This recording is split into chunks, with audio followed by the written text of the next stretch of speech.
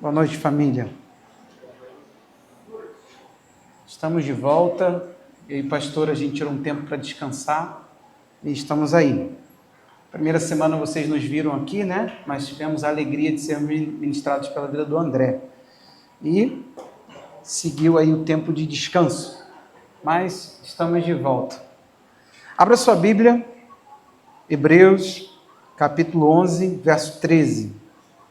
Hebreus 11, 13.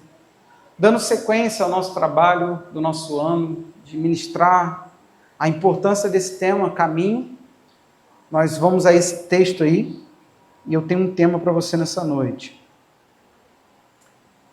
Quando você vai abrindo sua Bíblia, enquanto a gente cantava aqui, essa música linda, né, do ministério aí do F-Hope, você sabe a diferença do evangelho atual para o evangelho da Bíblia? Aquilo que propaga aí fora, ele ensina as pessoas a quererem a paz de Deus. O que é isso? É a paz que toca a vida da pessoa para botar o mundo dela em ordem, em harmonia. As pessoas entendem e Deus tem isso para a nossa vida, amém? Vou te ajudar agora a evangelizar. Só que o mundo não pode provar a paz de Deus, ou seja, um mundo harmônico, uma vida harmônica. Não é ausência de luta, é harmonia interior. O mundo não pode provar isso sem ter paz com Deus. O que você estava cantando aqui não é que você tem paz em Deus, é paz com. É paz no relacionamento em relação a Deus. Você está pacificado no seu relacionamento com Deus. Por exemplo, eu estou em paz com o meu relacionamento com o Anselmo. Entre nós não tem nenhuma divergência. Eu não tenho nada que me restringe ao Anselmo. Tem muitas pessoas que não podem olhar nos olhos do Senhor e falar, eu estou em paz com Deus. Eu tenho total tranquilidade que o dia que eu chegar e olhar nos olhos do Senhor, eu não tenho acusação nenhuma contra a minha alma. Existem cristãos, gente, dentro de igreja, que eles não se sentem em paz com Deus. E a palavra diz que quando Cristo vier nos buscar, Ele quer nos achar sem mancha, em paz e sem culpa. Você tem que entender isso. O culpado não vai para o céu. E às vezes, dentro de igreja, nós queremos normalizar o perdão. Então nós falamos, você tem que sentir, Deus já te perdoou, como se fosse assim. Como se a Bíblia não diz assim, se confessarmos nossos pecados, Ele é fiel e justo para nos perdoar os pecados e nos purificar de toda injustiça. É interessante que a Bíblia diz fiel e justo. Por que ela não diz amoroso? Não parece uma atitude justa perdoar, parece uma atitude mais amorosa. Poxa, você teve amor, você perdoou o fulano. Mas a Bíblia está tratando como justiça e fidelidade, porque Deus sabe que talvez amanhã você vai replicar o mesmo problema que você está lá pedindo perdão hoje. Pecou, aí você volta lá com o mesmo pecado. Então preste atenção aqui. O Evangelho de Jesus não coloca as pessoas com a proposta de mundo harmônico. Vem para que seu casamento pare de ter esses problemas. Não. O Evangelho de Jesus começa pela paz com Deus. Você precisa entender que um Deus irado é um Deus que não vai mudar nada na tua vida e nada nos quadros da sua vida. Ele não vai mexer em lugar nenhum na sua história, porque o Deus com o pecador, o Deus que não tem o pecador sendo coberto pelo sangue de Jesus, ele é um Deus irado com a gente. Isso é comigo, com qualquer um. Tem a ver com religião, não, tem a ver com fé. Se você professar que o sangue de Jesus limpou você dos seus pecados, algumas coisas vão começar a acontecer tem que começar a acontecer na sua vida. Agora, uma vez que você não está em paz com Deus, você não pode ter a paz de Deus. Então, não acredite num evangelho que prometa para você que a sua vida vai ficar harmônica, tudo vai ser colocado em sintonia porque você está indo para a igreja orar. Isso não é bíblico. Isso não é o evangelho de Jesus. Isso é a invenção dos homens para lotar galpão. Tem muita gente vendendo essa história. Nós estamos, em relação a Deus, numa guerra. A nossa natureza, ela guerreia contra o Senhor. Então, o que a gente precisa? De estar em paz com Deus. Quando você cantou essa canção, gente, ela é uma confissão tão profunda que a gente poderia abrir aqui e ficar aqui. Sabe? O fato do nosso coração não nos acusar diante de Deus é uma ação do próprio Deus. O próprio Deus nos livra das acusações que nós temos no nosso interior em relação a Ele. Porque Deus é muito santo. Então, não ter culpa em relação a Deus só pode ser uma ação do próprio Deus em nós. Você entendeu isso? Não ter nada que faça você ficar restrito à presença de Deus só pode ser uma ação do próprio Deus. Então, quando você canta um negócio desse, a gente não pode só ficar na... Dá até vontade de falar para o Michel, volta. Eu vi que o VS não está ajudando a gente, mas dá vontade de cantar até a capela um negócio desse agora. Só para você entender e a gente ficar aqui no final. Quem sabe, né, depois da mensagem, se encaixar. Né? Aí você canta aí, eu tenho paz com Deus. E ficar pensando nisso, meu Deus, eu estou em paz com Deus. Aquela convicção, aquela certeza de que você pode olhar nos olhos dele e que está tudo bem. Sabe? Você já teve alguém que errou com você, mas você nem ligou para aquilo que a pessoa fez, mas tu sentiu que a pessoa não ficou a mesma? Como é que você quer orar cheio de culpa, gente? Ah, eu não sinto Deus. Não tem nada a ver com sentir. Deus, ele te ama. Só que a sua culpa não te permite confiar no amor. A Bíblia diz que quem tem temor não é aperfeiçoado no amor. Então, o medo que você tem dessa condenação de Deus faz você... É quase que uma coisa automática. Medo de Deus, mais distância em relação a Deus. Confiança faz você se aproximar. Então, o tanto que você se sente confiante não é em si, é a certeza de que o que Jesus fez garantiu você com Deus e eternamente com Deus.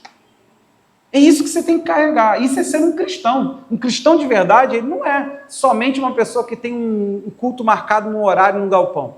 Ele é uma pessoa convicta de que o que Jesus fez resolveu a vida dele. Gente, por favor, se você está sendo evangelizado, está tudo bem. Pastor, eu tenho 15 anos de crente, eu sou todo cheio de culpa. Está tudo bem, meu querido.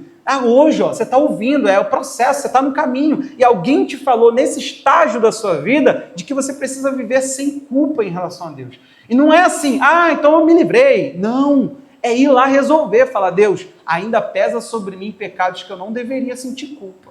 Eu deveria sentir nojo, dor, tristeza por magoar o meu Deus, mas não culpa. Tem coisa que se eu pudesse, meu Deus do céu, Deus sabe. Se eu tivesse aquele botão que todos nós desejamos, qual é? Reset. Se eu pudesse. Faz parte da minha história, eu aprendi com isso. Vai você aprender com isso. Eu não queria aprender com os meus pecados, não. Eu queria deletá-los. De coração, não quero aprender, não. Eu quero aprender com os meus erros. Não, é bonito na canção, deixa pra canção. Na prática não é nada bonito. Tem pecados que você fala que aprendeu com seus erros, que tu acabou com a vida de alguém. Como é isso? Como é que funciona isso na prática? Então, nossa igreja ela vai passar por um batismo esse ano, amém? Amém. Nós iremos retomar os caminhos do Senhor. Aquilo que Deus nos ensinou. E isso irá nos ajudar a não mais estar preso nessas coisas tão pequenas, mas que são gravíssimas. Tem muito crente debaixo de jugo que a gente não entende. Tem gente aqui que acha que se morrer agora o negócio vai ficar ruim do lado dele. Querido, eu não quero morrer agora por alguns motivos, mas um deles com certeza não é olhar nos olhos de Deus. Isso aí eu estou tranquilo. Eu estou preocupado com outras coisas. O quanto que eu ainda não fiz. Eu tenho muita preocupação com isso, gente. Toda vez que eu vou ao médico, que o médico fala alguma coisa para mim, eu falo, Senhor, o Senhor sabe que eu não posso ser freado por isso, porque eu tenho muita coisa para fazer. É de coração, Deus sabe. A minha única coisa na minha vida é, Deus, não deixe isso me atrapalhar de fazer o que eu tenho que fazer, não. Pandemia, essa foi uma das minhas orações. Falei, Deus, eu não posso ser freado daquilo que eu tenho que fazer. Abri o texto. Vamos lá? Então, sejam todos muito bem-vindos. Vamos à palavra. Todos esses morreram na fé. Está falando de quem? Uma galeria de homens de Deus. Lê lá depois, capítulo 11 de Hebreus, fala da fé de pessoas, fé prática. Pela fé um fez, pela fé outro fez. Não tem pela fé alguém ficou estagnado. Pela fé alguém fez. É sempre assim, pela fé houve esse impulso. Fé, aí funciona como aquele impulso. Como algo que faz uma ação. Fé, pum. Fé, pum. Então vamos lá? Todos esses morreram na fé. Interessante que mesmo tendo morrido assim, o que aconteceu? Não obtiveram as promessas, mas viram-na de longe e se alegraram com ela, confessando que eram estrangeiros e peregrinos na terra.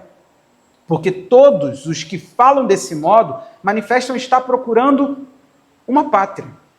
E se na verdade se lembrasse daquela de onde saíram, teriam oportunidade de voltar.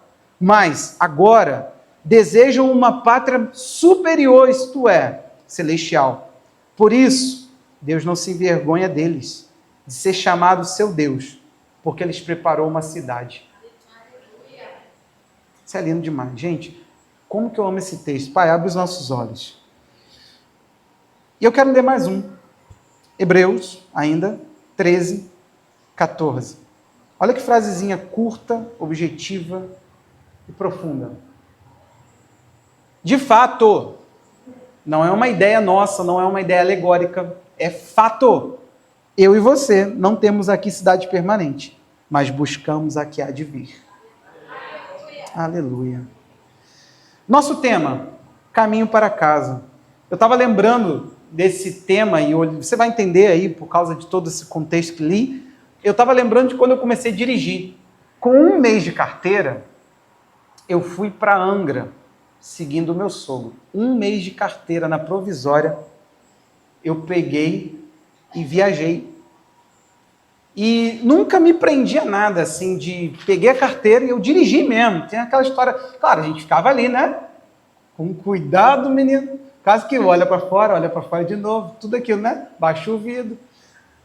Mas eu nunca me prendi. Aí eu lembrei da sensação de quando a gente chegava, por exemplo, na posse, e saía da Dutra e entrava na posse. Eu sempre ficava assim, eu vinha, minhas mãos suando, como todo bom motorista no seu começo. Graças a Deus foi uma coisa que eu peguei muito fácil, porém, eu tinha um medo. E de perder a carteira, a gente fica assim, não pode, né? Não é que não possa cometer faltas, tem tipos de falta que um novo motorista não pode cometer. E uma delas, com certeza, é não passar no radar nem 10 a mais. Então, aquele medo de cometer um erro. Mas quando eu entrava ali na Dutra, que saía saía da Dutra para posse, pegava ali aquele contornozinho, que vai passar em frente à Linave, gente, eu sentia um alívio, aquela sensação de, cara, eu estou em casa. Daqui para lá eu sei tudo o que esperar. Eu não sei se você já foi sendo guiado por um GPS. Eu e pastor, a gente anda de GPS para tudo que é lado. Meu irmão, o buraco que tu der para a gente ir. Cadu e Roberta foram fazer treinamento com a gente em Jacarepaguá, não foi isso? Nós não sabíamos para onde a gente estava indo. Eles entraram no carro com a gente parou lá dentro da igreja, saímos de lá tarde da noite. E depois, uma semana depois, estava eu e a pastora fazendo treinamento em São Gonçalo, sem saber onde eu estava, GPS. Aí eu fui lembrando durante essa palavra, a sensação que me dava assim, meu Deus, eu estou em casa. Só que é lá na posse. É engraçado. Eu estou falando uma particularidade. Sabe aquelas particularidades que você observa de você e fala assim, cara, eu sou assim. Quando eu chegava na posse, me dava uma sensação assim, meu Deus, voltei. E eu não sei você. Eu gosto de sair e passear. Mas eu amo muito voltar para casa. E a minha celebração não começava, eu não ficava pulando para a pastora, chegamos na posse. Mas dentro de mim me dava uma sensação de lar. Quando eu entrava e via aquelas ruas esburacadas, aqueles problemas todos de motoqueiro saindo de onde não deve, e por aí ia, e eu me sentia em casa. Eu me sentia em casa. E cara, que gostoso, que bom é voltar para casa. E eu gostava de uma outra coisa. Quando a gente saía, a gente sempre organizava a casa. Então quando você volta, a casa está tudo no lugar, está poeirada, mas não tem um copo na pia. Gente, é 5 minutos em casa, a gente já joga as malas, desfaz as malas, começa a procurar uma coisa que foi, e quando você vai ver, a casa está toda desorganizada de novo, voltamos à vida e estamos em casa. Eu quero falar sobre esse tema hoje, o caminho para casa, e eu quero que você observe uma coisa comigo nesse texto que você acabou de ler. A Bíblia diz que eles manifestam estar procurando uma pátria. Aqueles homens da fé, eles estavam procurando um lugar. E depois, desejam uma pátria superior, isso é, celestial. Então eram pessoas que começaram uma rotina, um rumo, uma rota, e que de repente eles começam a pensar, não sei nem de onde eu vim, nem quero saber de onde eu vinha, eu não estou pensando de onde eu saí, eu só quero saber que eu estou procurando uma coisa para a qual eu ainda não entendo, só que eu tenho algo maior, eu estou perseguindo algo maior. Do nada, essa consciência bateu nos heróis da fé. É isso que a Bíblia mesmo está dizendo aqui. Eles saíram e não podiam agora nem se lembrar de onde saíram. Eles já esqueceram, não tem mais para onde voltar. Eles dizem, eu não tenho mais para onde ir, eu tenho para onde ir em destino, mas não um lugar de volta. Eu não volto mais da onde eu saí. Esse texto eu escolhi por causa dessas duas coisas. Procuram uma pátria, desejam uma pátria superior. Então, a minha primeira questão com esse texto é mostrar para vocês a questão aí do estrangeiro e peregrino. Não é um assunto novo para a nossa igreja, está longe de ser isso. E eu não quero que vocês pensem que eu vim aqui trazer algo novo e nem também algo repetitivo, por favor. Só me ouça. Essa palavra estrangeiro e peregrino define justamente o que deve ser a nossa andança por essa vida. O detalhe está em que o verdadeiro cristão, ele sempre é alguém em movimento, ele tem um destino. Ele não tem como, não se explica um cristão que se acomodou com tudo isso aqui. Se você, acompanhando um cristão, você perceber que ele está bem, ele está tranquilo, ele não espera nada superior a isso aqui, ele não está aguardando nada para além disso aqui, ele achou que isso é viver. Agora ele tem casa, família, ele tem filhos, ele tem emprego, ele chegou talvez à profissão dos sonhos ou não, não interessa a realização de vida que ele tenha. E também ser cristão aqui não significa não ser realizado. A questão toda é que um cristão ele tem que ter um movimento dentro dele, um movimento que o desprende de um lugar da onde ele saiu. O que está acontecendo é o inverso. Aqui nós estamos encontrando um lugar para o qual parece que nós pertencemos a ele. Parece que nós somos um encaixe perfeito para essa vida. A sensação que eu tenho quando eu olho para alguns cristãos é que a vida eterna deles não está em Deus, está aqui. Eles se realizam pensando que isso aqui vai ser eterno. Meu irmão, presta atenção. Faça como Eclesiastes. Você sabe o que está escrito lá? Lembrem do teu Criador, jovens, no dia da tua mocidade, antes que venham os dias maus. Quando você dirá, não tenho neles prazer nenhum. Ele vai descrever o dia mau. Você sabe o que é? Roedores caindo. Ele está dizendo que o dia que você olhar e não conseguir enxergar claramente, ele está dizendo que o dia mau é o desgaste físico, é o cansaço de viver. Você já viu que os homens têm um limite para viver plenamente isso aqui? Nós não estamos pensando, talvez você nem tenha idade para isso, e por favor, não comece a pensar em morrer. Não, não é isso. Você tem que entender que a sua jornada vai te desprendendo disso aqui. Se ela não está acontecendo nesses parâmetros, a gente tem que começar a rever. Porque você não é alguém com uma rota. Um peregrino é alguém que traçou uma rota e está seguindo. Você não está entendendo que você não pertence a isso aqui. Você está achando que você está aqui, isso aqui é isso aí. Você vai viver eternamente essa alegria que tu sentiu, ou que tu sinta, ou que tu esteja sentindo, ou que um dia tu sentiu. Tu está perseguindo uma ideia de vida que não está te preparando para um destino maior. Você está achando que isso aqui é superior a tudo. Você está querendo isso aqui mais do que aquilo que está por vir. Querido, se você não estiver em movimento, você não pode se considerar um cristão. Eu digo em movimento porque, não sei se você entendeu, ele está falando de busca, de procura, de desejo. Ou seja, não é alguém que estagnou, que encontrou, que pode parar, que pode permanecer, que pode achar que agora façamos 3 barracas, vamos ficar aqui nessa condição, que isso aqui vai durar eternamente. Não! Os dias de glória da vida de alguém passam. O que não vai passar dessa sua peregrinação? O que você está construindo eternamente. Você já pensou que essa fração de dias muito pequena, essa porção muito pequenininha da tua vida, 60, 70 anos, 80, estou sendo bom. 80 anos, tá bom, gente? Não? Querem mais? A Bíblia fala que depois disso começa a cansar, né? Vamos lutar para ser velhinho forte. Quem conhece aquela irmã, ficou famosa no CrossFit, a que levanta peso? Olha, é muito maneiro ver, ela agora começou a fazer comédia. Gente, eu não estou preparado para ver os pentecostais fazendo comédia. Ela chega na academia e pede para as meninas, não, irmã. Aí começa, você vê aquele diálogo, ela tá fazendo. Aí ela chega lá, menina, e pega aqui, ó, e possa agachar muito de saião e manda. Aquilo ali é uma afronta. Te garanto que aquela mulher está levantando melhor que tu. Ela não faz o ai quando senta. Não tem um aqui de 30 anos que não faça esse som quando senta. Léo, grava lá, Léo. A Mayra chegando no trabalho e faz assim, ai, amor. Aquela irmã, duvido. Estão dizendo que aquilo ali é a irmã mais fraca do círculo de oração. Não quero nem conhecer as mais fortes. Meu irmão, a mulher está lá, ó. Que isso, Jesus? Tá eu lá, no meu supino modesto, pensando que... arrebentando. Só a barra. Meu Deus do céu. Querido, você ainda não encontrou e não pode ter encontrado o lugar que você pertence. Sabe por quê? Aqui vai um alerta. Você não está garantido em nada. Você entendeu que você está num rumo e que a rota não chegou? Você não pode ter chegado. Você não chegou nela. Ninguém aqui está salvo. Começar do pastor. A pior bagunça baderna que tu faz na tua peregrinação é entender assim, essa rota aqui que eu fiz até aqui, o que eu andei até agora, eu cheguei. Como é que eu sou outra pessoa?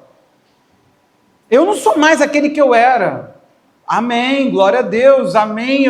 Eu glorifico Jesus pela mudança que Ele operou na tua vida, mas a pergunta que não quer calar é, você entendeu que tem muito para frente ainda? Ou você está estacionado pensando, é só isso aqui? Meu irmão, para quem não se movimenta, não considere o Evangelho alguma coisa que você esteja vivendo. Por favor, o Evangelho vai estar sempre chamando, é como se fosse um poder atrativo que você fala, cara, a cada dia está sendo pedido mais de mim, eu estou tendo que deixar mais de mim, e eu estou tendo que caminhar mais. Por quê? Porque eu não estou garantido, eu não cheguei aonde eu pertenço. Você não está onde devia. Isso é tão estranho, porque a nossa mente, ela fica procurando esses lugares. Cheguei aonde eu queria. Você já observou que essa vida, ela não tem esse lugar e a gente deseja ele o tempo todo? Sim ou não? Vamos pensar em termos práticos, saindo do conceito aqui, só um pouquinho. Você não fica pensando assim, o dia que eu chegar no ponto de viver assim, de estar assim com o meu corpo, de estar assim com as minhas finanças, o dia que eu concluir isso, o dia em que eu estiver aquilo, querido, e quando você já chegou, você é sincero para observar o seu coração e pensar assim, cara, isso não me supriu. Eu achei que eu seria muito mais feliz com isso. Tem alguma coisa esquisita. Essa terra, ela não possui a plenitude. Lembra? Jesus falou assim, ó, o ladrão vem para roubar, matar, destruir tudo aquilo que é perecível. Ele só pode atacar o que é perecível. Aí Jesus vira e fala assim, eu vim para que tenham vida e a tenham. A palavra ali seria plenitude, ou seja, totalidade, preenchimento. Ele está falando sem nenhuma falta. E aí você pensa, você aplica no material de novo. Só que ele está falando assim, a vida que eu concedo ou que eu produzo traz essa sensação de achei. O que eu quero mais? Por isso que o mercador lá, não na palavra ruim aqui, o cara que é negociador de pérolas preciosas da parábola de Jesus, encontrou o reino de Deus e falou, eu desfaço de tudo para ter uma coisa só. Vende tudo que ele possui e compra o reino de Deus para ele. Na parábola, na história, na comparação que Jesus fez, alguém olhou para o reino e falou, eu dou tudo para ter isso. Tudo por um. Talvez você ainda não esteja impulsionado nesse nível. Tá tudo bem. Eu quero que hoje você encontre que talvez você está acomodado, você não entendeu que você não cresceu quase nada. Deixa eu te fazer uma pergunta só para instigar você. Como é que seria o conhecimento de Deus quando a gente for para a eternidade? Fomos arrebatados, Jesus traz a conclusão de tudo, o reino de Deus é implantado. Novos céus, nova terra. Como é que a gente vai fazer para conhecer a Deus? Será que vai ser possível? Sei lá, numa fração de segundos, ele vai pá! E a gente vai conhecer e entender de tudo plenamente? Não. Adão foi criado em estado perfeito. E ele, sua esposa, ao ouvir aquela proposta, essa árvore dá conhecimento, o que ela entendeu? Quero conhecer. Como é que alguém no estado de perfeito não conhecia plenamente? A gente vai ficar no mesmo estado de Adão. Deus é uma ciência tão profunda, com um conhecimento tão inexplorável. A gente não sabe quase nada dele. E você que acha que sabe muito, eu vou te falar que você tem que entender uma coisa: você não sabe quase nada. A Bíblia é um conhecimento profundo, sim ou não? Hã? Você tem dúvida? Sim. Mas ainda ela não é plenamente tudo. Ela é o que Deus revelou de si. Então preste atenção. Tu tá achando que conheceu muito Jesus, e eu glorifico pelo tanto que você conheceu, talvez pelo tanto que já isso te impulsiona a ser santo, adorador, alguém que se entrega pelo reino e por pessoas. Porém, isso ainda não é muito. Talvez quase nada. Para alguns de vocês, a sua jornada não foi nem a 10% ainda. Eu estou querendo te instigar a entender que você está caminhando para casa, meu irmão. Você tem que estar cada dia mais distante do lugar de partida, da onde você saiu. Você não pode querer voltar para aquele buraco. Tem que ser alguma coisa que desprenda você. Você está aí? Então esse caminho que eu e você estamos trilhando, ele deve nos levar a valorizar cada dia mais o nosso destino final do que o lugar de onde saímos. Se você não está olhando o seu destino final como aquilo lá que é o que eu desejo, se você está falando o seguinte: se eu pudesse voltar de onde eu saí, você ainda não encontrou a tal da peregrinação. É o que os peregrinos, nossos pais da fé, fizeram. Eles olharam da onde saíram e falaram: eu não lembro para voltar. Por quê? Porque eu desejo e eu procuro alguma coisa que é muito superior. Meu irmão, você não tem noção. Tá tudo bem. Você também não pode ter. Eu não posso ter. Nós podemos ter descrições, mas eu e você não podemos ter a noção completa do que nos aguarda. Porém, nós temos que pedir ao Espírito Santo a cada dia para que essa peregrinação comece a fazer isso conosco. Nos desprender. Sabe? Então, com isso, já que você entende que você é um peregrino, que você é um estrangeiro, você tem que vestir esse lugar, você tem que entrar nesse personagem e entender o seguinte: eu tenho uma rota. Enquanto eu não chegar no fim da rota, eu não cheguei, eu tenho um destino. Se eu não estou lá, eu estou indo para lá, e a cada dia eu tenho que estar mais perto de lá, menos perto daquele lugar que eu saí. Eu não posso estar mais perto do lugar que eu saí. Tem pessoas retornando todo um trajeto de vida, tentando se igualar, tentando, mas será que não tem como? Não, é um caminho novo, é uma rota nova, é uma proposta nova para você se tornar um habitante adequado para o lugar que você vai habitar. A Bíblia diz que nós seremos achados sem culpa. De novo, o mesmo versículo que eu citei da música: sem mácula e em paz. E a Bíblia diz que essas 3 características é porque nós aguardamos novos céus e nova terra, nos quais, no novo céu e na nova terra, nos quais habitam justiça. Então o ambiente que nós vamos para lá, a gente não pode levar as bagagens daqui não, porque esse reino lá não se corrompe. Quem vive pela carne, olha agora, não herda. Efésios 5, Gálatas 5, não herda, não pode ter herança no reino de Deus. Paulo falou: eu já vos preveni e de novo vos previno de que aquele que vive segundo a carne não herdará o reino de Deus. E veja lá o que é viver segundo a carne, porque ele preveniu a igreja. Ele falou: não deixa ninguém falar diferente. Se você viver numa natureza errada, não deixando Deus no trajeto mudar você, você não vai entrar no reino. A igreja, ela extrapola a porta do reino, ela põe que o reino não tem porta, mas tem. O reino de Deus tem porta. Uma porta aberta. Mas tem porta. Está aberta para nós. A gente consegue entrar lá, pela ação do Espírito Santo. Então, se somos um peregrino, se somos estrangeiros, a gente precisa viver necessariamente desse princípio, desprendimento. Não tem como. Agora, sabe o que é desafiador? O nosso passado, ele nos persegue. Nosso passado, ele não foi apagado da nossa memória.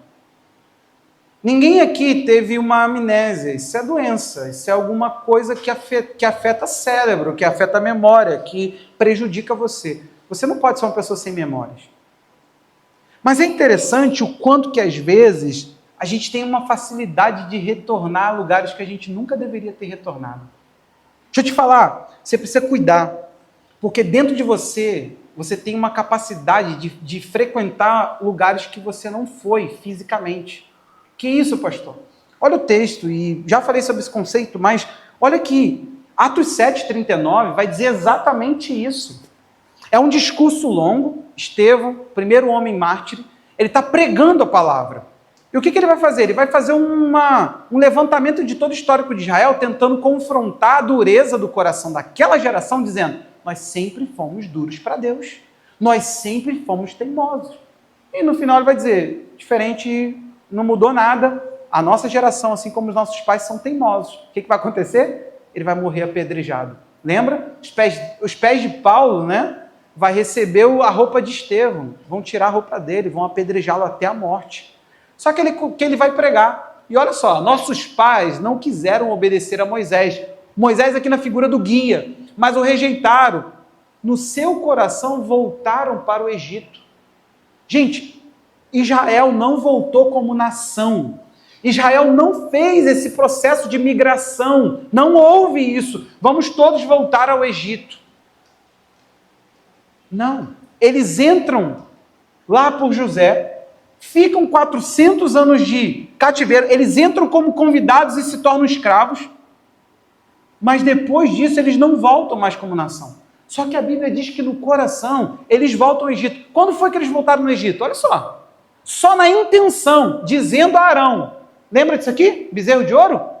Faça para nós deuses que vão adiante de nós, porque quanto a esse Moisés, que nos tirou da terra do Egito, não sabemos o que lhe aconteceu. Eles falam o seguinte: ele nos tirou de lá, queremos voltar para lá. Esses endereços que estão dentro de nós, eu não consigo entender. Sabe, essas rotas que você ainda tem dentro de você. Não sei se você sabe, o teu GPS, teu Google Maps, ele tem lá os lugares que você mais anda. Não deve estar lá o teu passado, na tua vida. Você entendeu a comparação aqui? Tem algumas pessoas que ainda têm algumas rotas antigas. Mas isso, será que eu não posso fazer assim? Eu não posso andar assado? O que você tem que fazer? Você tem que deletar essas rotas, meu irmão. Nós precisamos entender que tem coisa que não cabe mais, tem trajeto que você não pode fazer mais. Você tem que andar como os nossos pais da fé andaram, a ponto de falar: para aquele lugar eu não volto, Deus me livre de voltar. E se eu pudesse, eu nunca teria posto meu pé naquela condição. Isso é cristianismo. É falar: meu Deus do céu, como que eu não andei tão longe disso, eu não fiquei? Como é que eu cheguei lá? Como é que eu entrei nessa condição? Isso é evangelho.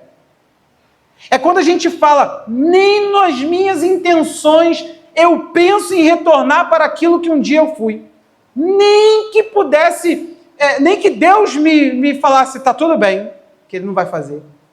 Ou seja, uma coisa impossível. Para mim não tem retorno, para mim não tem rota, e tem coisa que ainda está instalado na sua localização, você ainda tem isso, você tem que esquecer esse caminho. Sabe uma coisa?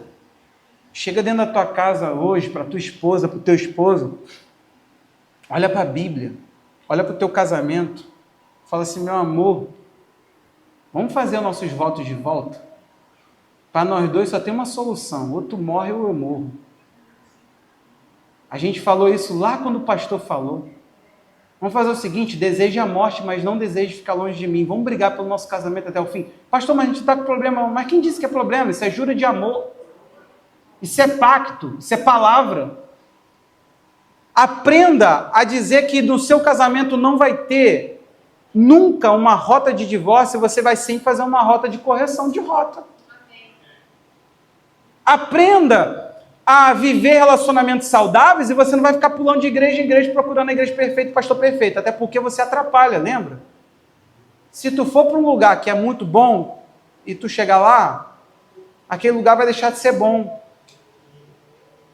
Gente, o problema, lembra? O cara virou para Deus e falou: Deus, joga todos os meus problemas no mar. Ele falou: filho, bota o calção, vamos. Bota a sua cuequinha de banho.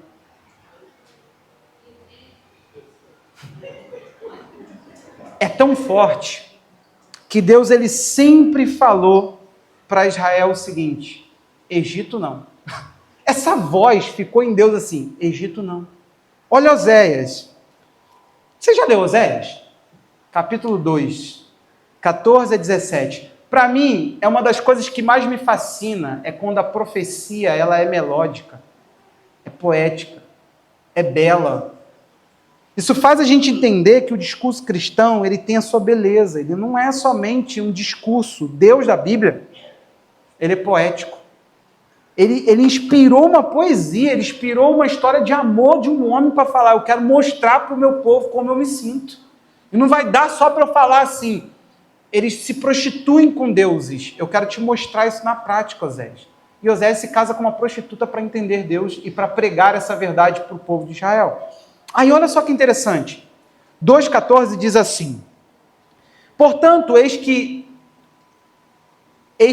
eu a atrairei e a levarei para o deserto. Interessante. Primeira rota de Deus com Israel. E lhe falarei ao coração, ali lhe devolverei as suas vinhas e farei do vale de Acor uma porta de esperança. Ali ela me responderá, está tratando Israel como sua esposa, como nos dias da sua mocidade. Ele está falando, lá vocês me respondiam. Como no dia em que saiu da terra do Egito, naquele dia diz o Senhor, ela me chamará de meu marido e não me chamará mais de meu Baal. Removerei da sua boca os nomes dos Balaíns. Ela não mais se lembrará desses nomes. Deus não está só falando que ia corrigir aquela coração idólatra que se prostituía daquela nação. Ele está falando, vocês não vão lembrar mais dessa rota. Vocês terão uma rota para um marido, vocês não irão atrás de um amante. É exatamente isso, esses prazeres que ainda o cristão fala. Olha, cristão não ora mais, gente. Cristão agora precisa de praia, de mato. Mas quando foi a última vez? Tudo bem. Ai, pastor, não seja religioso. Não, vamos ser religioso, não. Vamos ser desviado agora. Vamos pensar no desvio que a gente faz com isso. Eu quero te perguntar quando foi a última, ou se teve alguma, que você jejuou ao invés de querer relaxar. Que você abriu a Bíblia e falou, Deus, faz a minha alma se banhar na paz da tua palavra. A tua palavra diz que tenho paz em toda e qualquer circunstância. Eu quero provar isso agora. Eu quero a paz que o mundo não dá. Ou seja, a natureza não vai te enfiar paz. Tu está perturbado por outros motivos. Não tem, gente. Mas eu te garanto que você deve ter feito alguma viagemzinha pensando nesse trem. Um passeio, uma amizade. Chamou um amigo para desabafar, saiu mais perturbado ainda. Por quê? Falando do problema, colocando mais ênfase, botando mais foco com alguém que não sabe o que fazer depois que te ouviu. Piorou a tua situação, sim ou não? Você já falou com alguém do teu problema, aí depois tu falou com outra pessoa pensando, não, é porque é desabafo. Não, gente, isso não é desabafo, isso é coisa inútil. Tá falando com quem vai piorar. Talvez a pessoa vire e fale assim, eu também estou me sentindo assim. Aí tu se lasca, porque serão dois perturbados e agora tu vai carregar outra pressão de um outro perturbado.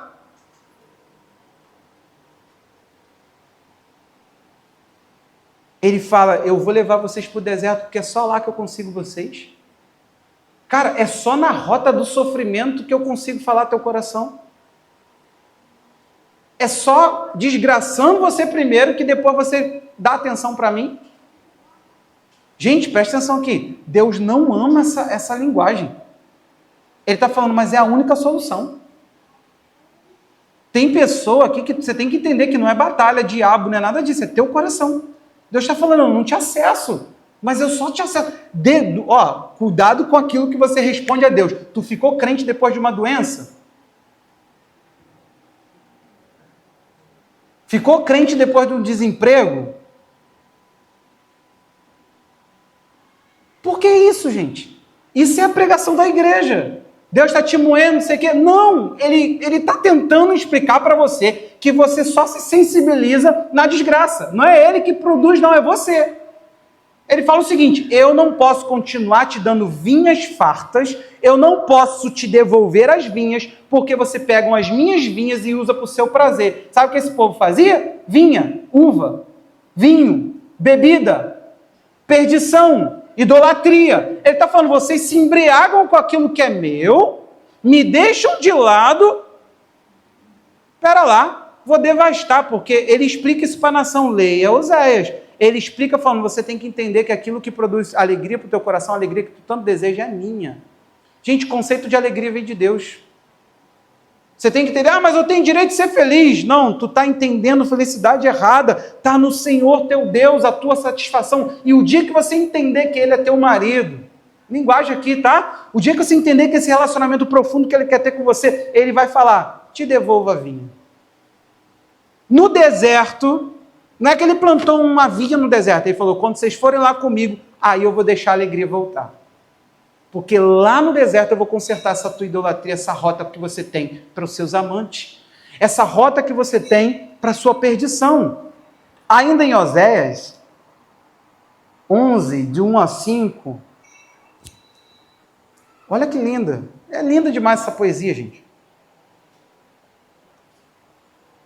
Quando Israel era menino, eu o amei. Do Egito chamei meu filho. Frase que ele falou para Jesus. Quanto mais eu os chamava, tanto mais se afastavam de mim. Bate com a tua história? Deus fala, vem. Você fala. Aí ele diz, tanto mais se afastavam de mim, sacrificavam a Balaíns. Balaíns são deuses, tá, gente? Deuses pagãos.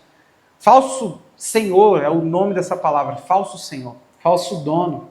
E queimavam incenso, as imagens de escultura. Mas fui eu que ensinei Efraim a andar, uma linguagem para Israel, Efraim, uma das tribos. Tomei-os em meus braços quando eles não entenderam que era eu que os curava. Atraí-os com com cordas humanas, com laços de amor. Fui para eles como quem alivia o jugo sobre o seu pescoço e me inclinei para lhes dar de comer. Olha agora, não voltarão para a terra do Egito.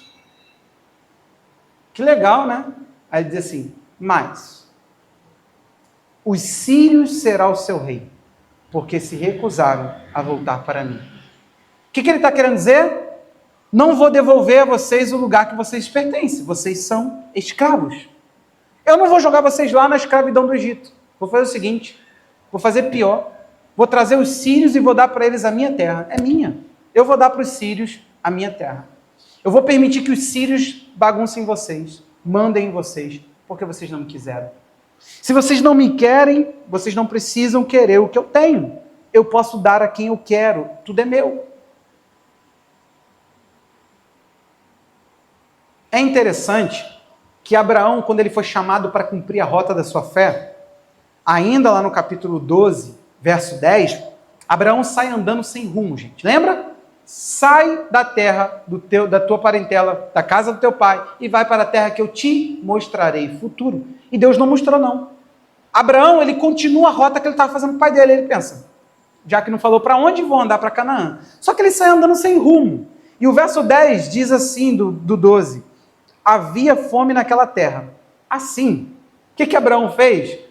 Ao invés de confiar no Deus que estabeleceu o rumo, que falou, anda, ele simplesmente agiu. Abraão foi para o Egito, é o lógico, para ali ficar, porque grande era a fome na terra. O que vai acontecer? A Bíblia, que não deixa nada solto, parece que aí é uma interpretação do nosso pastor aqui, né? Eu que vi isso na Bíblia. Não, a Bíblia não deixa nada solto. Vai acontecer nos dias do filho dele, Isaac, lá no 26, verso 1. Só que diferente disso, Deus vai intervir. Deus não vai deixar que Isaac faça a mesma rota do pai.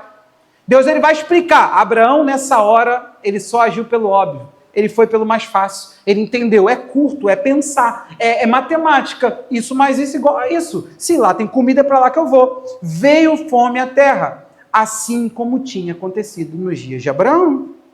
Então Isaac foi a Gerar. Começou a se movimentar. O que ele foi fazer? Encontrar-se com Abimeleque, rei dos filisteus. O Senhor apareceu a Isaac. Deus pulou na rota e falou,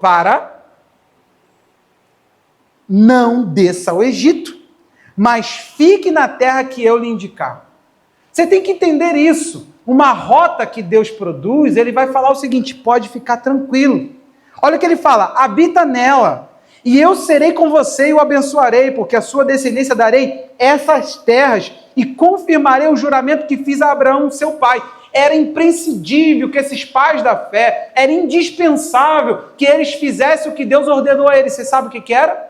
Deus, chegou um momento que Abraão está perdido, capítulo 13, Deus falou assim: olha, você está vendo? Ele está falando: aonde você andar por aqui, é isso que eu vou te dar. Deus estabeleceu uma rota, porque Abraão andava sem rumo até o 13. Até o 13, depois da separação de Ló. Depois que Ló se separa de Abraão, aí Deus fala: agora você vai andar com rota. Só que eu quero que você percorra toda a terra da promessa. Então era indispensável que eles ficassem ali, literalmente rodeando aquele ambiente. Eles não poderiam, é aquela rota traçada, eles não poderiam, agora por conta própria, descer ao Egito, porque o Egito é aqui. Não pode. Deus falou: eu não quero que saia daqui. É dentro disso que vocês têm que andar. Eu mandei rodear, é para ficar aqui. É aqui que eu vou abençoar. É isso que vocês vão possuir. Então é aqui que vocês têm que habitar. A gente não tem direito, na rota que a gente quer andar com Deus, estabelecer a nossa própria rota, ou a nossa rota alternativa, ou a nossa melhor rota, ou a rota mais lógica para nós. Isso não é cristianismo. A gente tem que entender que Deus ele vai sempre falar: não volta para lá.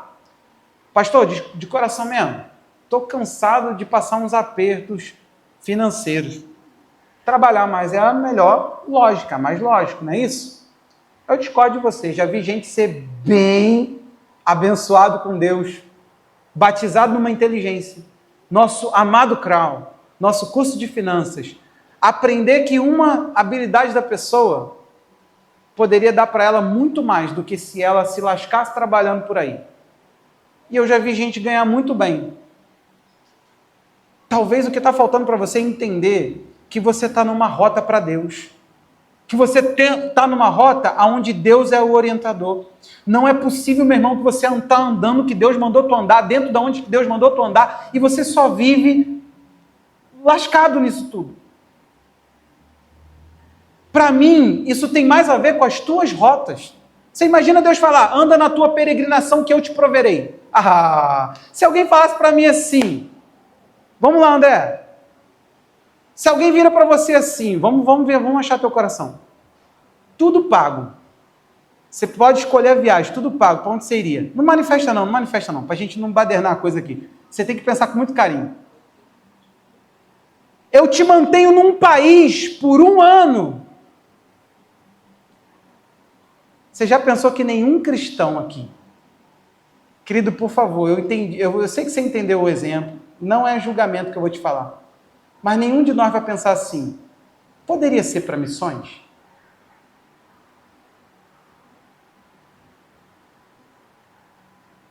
Tudo pago. Poderia ser para missões? Você sabia que a gente pensa, quando a gente pensa em todos os recursos que vêm para a nossa mão, a gente não pensa em ampliar o reino. A gente pensa em viver aqui confortavelmente. Cara, essa sensação de que alguém vai te bancar, você não pensa assim: não, peraí. Eu posso ganhar um salário de 30 mil, Deus vai enviar 30 mil reais. Você não precisa trabalhar, 0 no mercado de trabalho. O que tu faria da tua vida? Pastor, aqui ó, nós nos vemos daqui a 1 ano. Eu só volto daqui a 1 ano, eu vou viajar o mundo. Cara, tu não vai pensar: vou atrás de dependente químico. Vou ganhar mulheres para Jesus como nunca antes. A gente não pensa em nada que amplie o conceito do que Deus quer fazer na terra. A gente pensa sempre de tornar esse trem aqui conforto. A gente pensa num carro melhor. A gente pensa nisso, gente. É por isso que ele fala: eu me livre, não é porque ele não pode falar Deus me livre. Eu me livre de pegar as minhas uvas e colocar para tu se embriagar, cara. Tá louco? Tu é beberrão. Entendeu a linguagem? Pastor, desculpa, eu não estou vendo nada disso, eu tenho mais que o suficiente. Não, aí é só seu braço mesmo, fica tranquilo, meu irmão, tu é teu Deus. Eu estou falando para quem decidiu andar com ele. Quem decidiu andar com ele, tem hora que ele fala: eu corto as vinhas, mas é por quê? Porque você estava entendendo algo que você não está entendendo mais. Quando eu coloquei a vinha na tua mão, era para nossa alegria, não era para a tua. Tu participava da minha alegria. Agora tu tá se embriagando sozinho. Dá aqui minha vinha. O brinquedo é meu. Tem graça, gente? Você não lembra, não? Quem tinha um golzinho era o rei da rua, não era? A gente escolhia ele primeiro, mas todo mundo brincava. Sim ou não? Agora, tem graça? Você tem um videogame, Cadu? Eu sento, todo mundo brinca e você não brinca? Dá aqui o meu presente, dá aqui meu brinquedo, é meu.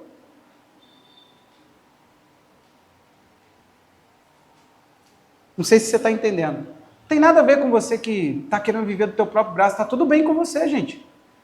Entre você e Deus não tem ruptura, porque nunca houve um relacionamento. Agora, uma vez que você sentou com ele e falou assim: te amo, quero você para a minha vida, vou andar contigo, Deus, quero conhecer Jesus, mudou tudo. Se você já fez uma aliança com ele, mudou tudo. Agora, eu não sou cristão, não estou nem aí para cristianismo. Não, aí tu pode ser feliz à vontade, fica tranquilo. Se embriaga aí, vai, e depois tu resolve com o Criador. Eu estou falando para quem... Essa etapa aqui da minha mensagem é para quem... Você entendeu a questão? É você, igreja. Estou me direcionando para você agora. Ele não lasca, ele não sai por aí, gente. Você está pregando para... A pessoa não quer nenhuma aliança com Deus. Está falando, ó, esse emprego aí tu perdeu porque Deus ele quer você perto dele. Nada, a pessoa perdeu talvez porque é incompetente. Não, e tu está costurando uma vida com Deus onde não tem. Esse fio não rompeu, porque essa pessoa nem estava lá.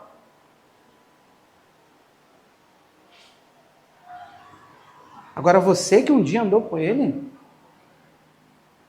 tem coisa que essa vinha está devastada e não tem nada a ver com os gafanhotos não, gente. Os gafanhotos são servos do amor. A devastação é uma linguagem de amor. Você não vai entender isso, mas é. Recompensar uma atitude independente de um relacionamento que nasceu pelo entrelaçar da nossa alma com Deus. Se Deus te recompensa agora porque você está independente, ele está sendo falho. Com Deus nós só temos direito a ter um relacionamento profundo.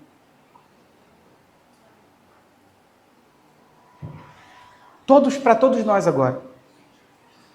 Mateus 7, 13 e 14, você já falou. Você já apelidou a igreja?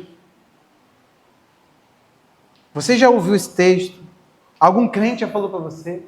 Isso é jargão de crente, mas a gente não sabe a verdade que está aqui não, mas no geral, né?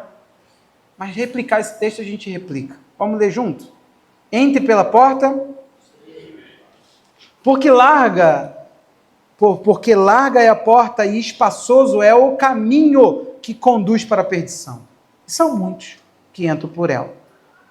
Estreita é a porta e apertado o caminho que conduz para a vida.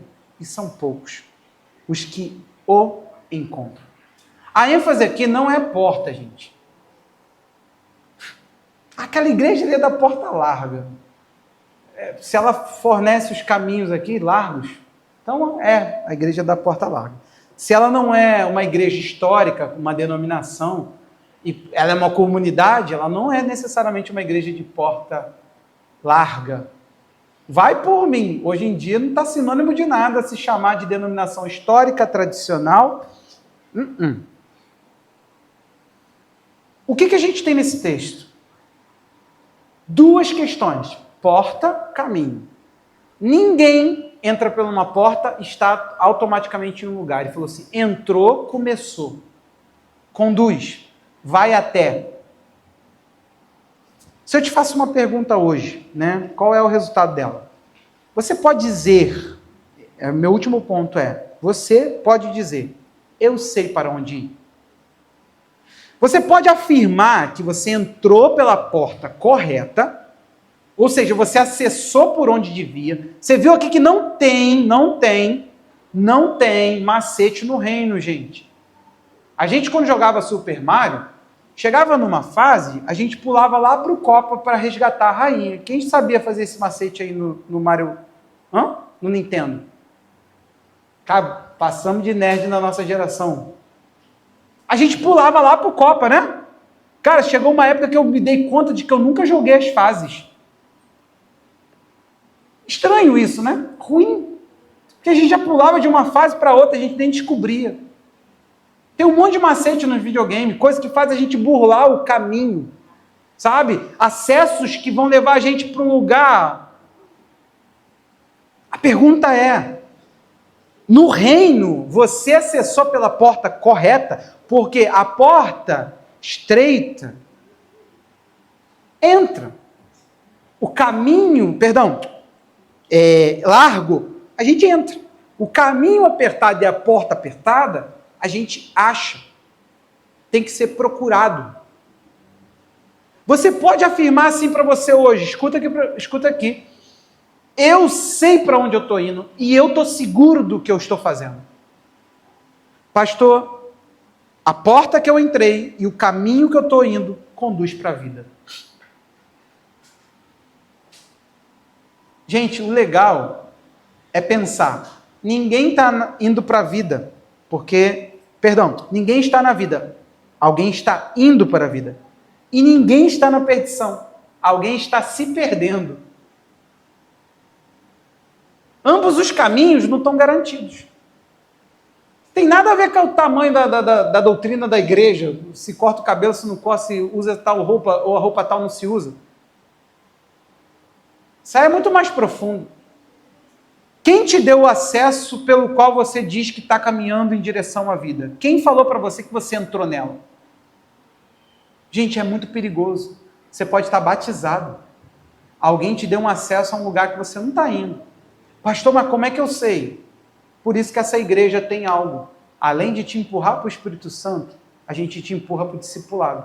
Porque é lá que alguém um pouco mais maduro que você, ou talvez até no mesmo nível de maturidade, ele vai saber naquela área te explicar. Isso não é o caminho cristão. É por isso que você não pode andar sozinho, porque você tira conclusões. Por isso que eu não posso andar sozinho. Porque na minha cabeça, eu entendi a porta, eu entrei por ela e eu estou no caminho correto. Gente, você não saber responder, estou seguro do caminho no qual eu estou seguro de que passei pela porta correta, é assustador. Ou deveria ser. Susto que eu tenho é que algumas pessoas aqui vão achar que estão na porta. Não estou, pastor, eu estou vindo. Eu batizei, eu tenho uma Bíblia, eu leio a Bíblia. Não é isso, não é só isso. Não sei, é? Vai para 1 a 1. Ao invés de perguntar, lembra que a gente brinca sempre aqui da besta do Apocalipse? Pergunte se você, como homem, está cumprindo aquilo que a Bíblia te chama a ser. Peça ajuda. Fala, como homem, eu não estou conseguindo ser santo para minha esposa, eu não estou conseguindo ser bom pai, eu não estou conseguindo ser um cristão, eu não estou conseguindo orar, eu não estou conseguindo jejuar. Gente, colocamos um jejum agora. Você fez? Espero que sim. Jejum nosso coletivo, vai ser uma vez no mês, toda a última semana. Então nós não podemos correr o risco de ficar afirmando que entramos por uma porta que nós não entramos e que estamos num caminho do qual não estamos, porque se tem uma coisa que o dia vai mostrar do juízo, é que aquele momento ali só vai definir a história. Mas as coisas estão agora em operação. Você agora. Não é amanhã, você agora. Você está andando em direção a Deus ou você está andando em direção contrária a Deus? Está começando agora. Perdição está começando agora. Vida está começando agora. Você está entendendo. Então, assim, você já está no caminho para casa. Você entendeu isso? Você já tem que estar começando a sentir aquela sensação de, meu Deus, vou achar minha cama. Jesus, o dia que eu andar por aquela rua. Caraca, que saudade do fulano. Você já tem que estar com aquela sensação de, meu Deus, o lar está logo ali.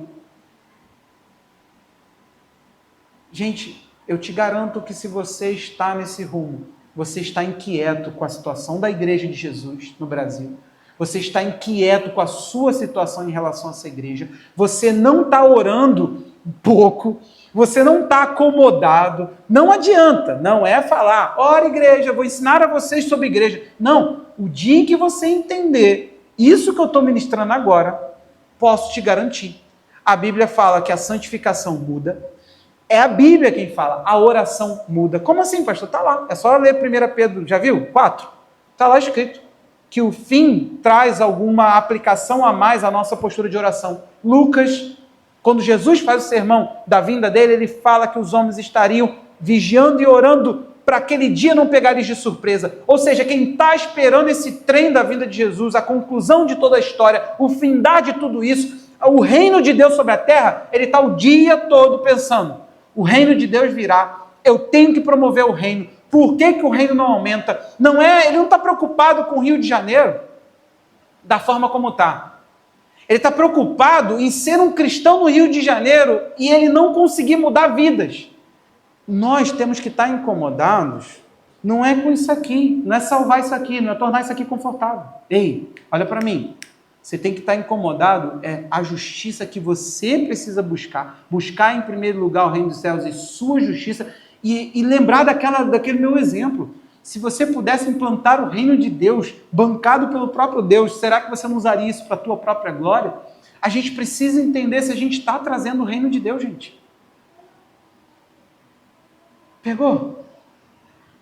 Caminho para casa?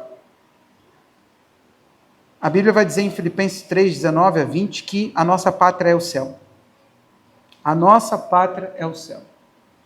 Tem endereço. Tem endereço. Ele vai falar no 19 que as pessoas que servem o próprio apetite, o próprio ventre, pensam só nas coisas terrenas. O 20, ele vai dizer, pois a nossa pátria está no céu, de onde também aguardamos Jesus.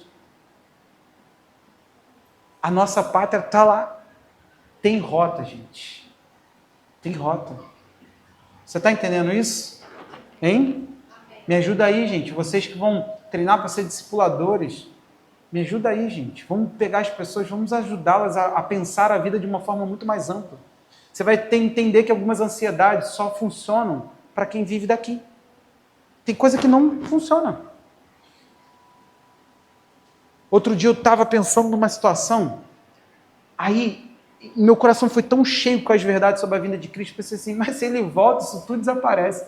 Aí eu comecei a pensar, falei assim, mas ele pode voltar. Ué, mas eu não estou aguardando ele assim? Ué, mas por que então eu estou tão preocupado? Cara, literalmente, a paz inundou o meu ser, falei assim, seja o que Deus quiser. Não estou brincando e nem estou me espiritualizando a mais, gente, é prático. Eu estou falando que eu estava ansioso com uma questão.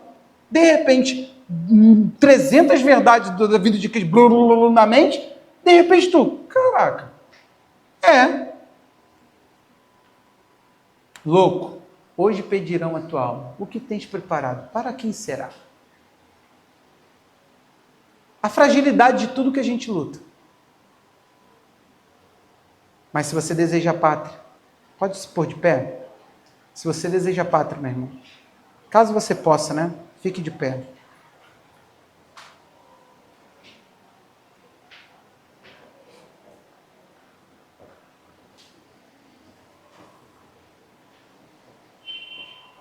Jesus, ele quer te instigar a andar, e andar, e andar. Mas não pode ser sem rumo. Você não é um andarilho, você é um peregrino, um estrangeiro. Você tem que fazer igual os pais da fé. Confesso que não sou daqui. Eu não pertenço a esse lugar. Eu não sou daqui. Aqui eu não encontro o que eu procuro. Meu irmão, você vai ter momentos deliciosos, em nome de Jesus. Sua casa vai ser um lugar de paz. Deus não se realiza na desgraça do teu lar. Deus não se realiza na desgraça das suas finanças. Não. Nada. Deus não se realiza na desgraça do seu trabalho. Não. Mas o nosso sentimento sempre estará pautado na seguinte verdade. Isso aqui não me realiza, não me condiciona, não me estagna. Prazer nenhum aqui invade o meu ser e domina a minha alma a ponto de pensar que isso aqui tinha que ser para sempre. Eu não desejo isso aqui para sempre, porque isso aqui não poderia ser para sempre. Porque no meio de toda alegria e toda essa realização que em nome de Jesus eu desejo para a tua vida, você vai perder alguém. você vai ser decepcionado por alguém. O dinheiro pode não ser suficiente para algo que você deseja. Talvez tudo que você sonhou, você vai ter que realizar menor. No meio disso tudo, você vai ter um monte de insatisfação. No meio de um monte de gente fiel, você vai ter traidores.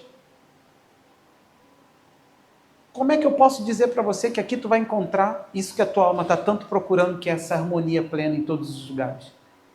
Isso não é real, querido. Você precisa amar a Deus, se apegar a Deus. Nos dias da tua alegria, vive plenamente. E na tua tristeza, se ampara nele. Feche os seus olhos. Deixa o Senhor agora inundar o teu ser com essas verdades. Começa a confessar mesmo. Fala, Deus, me desprende daqui, me ajuda a viver. Pastor, eu não vou me cuidar, não vou poder cuidar do meu corpo. Que isso, irmão? Fora disso, em nome de Jesus. Pastor, eu não vou poder cuidar dos meus relacionamentos, eu tenho que desprender da minha esposa, eu tenho que me desprender do meu marido, do meu filho, eu não estou nem aí para nada. Eu tenho que deixar meu carro uma baderna, né? Que aí eu sou desapegado. Não, aí você é relaxado. Deus está te chamando para equilibrar a tua vida. Deus está te chamando para amar as coisas com devido amor cuidadoso e equilibrado. Deus está querendo tirar do teu coração falsos deuses. Esses apegos, essas corrupções que tomam o nosso coração, acessam a nossa alma e fazem de nós servos, escravos de coisas que não podem ter no nosso coração. Ame sua família, querido, mas entenda a fragilidade que a tua família tem. Alguém que você mais ama nesse mundo, pense, essa pessoa só pode te dar um amor limitado, de um tempo curto. Então aproveite o amor dessa pessoa e ame. Mas entenda que isso também não vai durar para sempre. O dinheiro tem te dado questões para a vida, amém, ganhe mais, peça a Deus mais, para que você abençoe e proporcione até alegria de outros. Mas entenda, a realização de algo novo que você tenha comprado dura quantos dias? Logo depois aquela sensação passa e o teu coração de novo pede algo diferente, ou um modelo diferente daquilo que um dia você se alegrou por ter. E aquilo já não é mais alegria, porque aqui você não tem cidade permanente. Nada nessa vida dura para sempre. Essa igreja, ela hoje está num estado que não vai durar para sempre. Daqui a pouco pode não ser eu o pastor dessa igreja. Nada aqui dura para sempre. Daqui a pouco nós, como igreja, podemos não estar nesse lugar. Nada dura para sempre. Talvez pessoas aqui serão enviadas por Deus para lugares diferentes e a gente não vai mais conviver. Nada aqui dura para sempre. Isso que a tua alma está precisando, querida, é Jesus. Não deixa a angústia crescer dentro de você por isso. A angústia que está aí no seu coração agora, que ela seja removida. E que você tenha nos seus sentimentos a paz de Deus, dizendo para você que a plenitude dele sim. Toda a glória da carne e toda a carne passam, mas a palavra de Deus dura para sempre.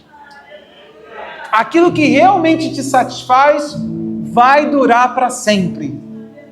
Comece a sua confissão agora, pessoal. Faça uma declaração de fé agora, depois que você ouviu essa palavra, fala, Deus, a partir de hoje, defina uma oração e fala, Deus, a partir de hoje eu decido que, e você ore ao Senhor nesse momento.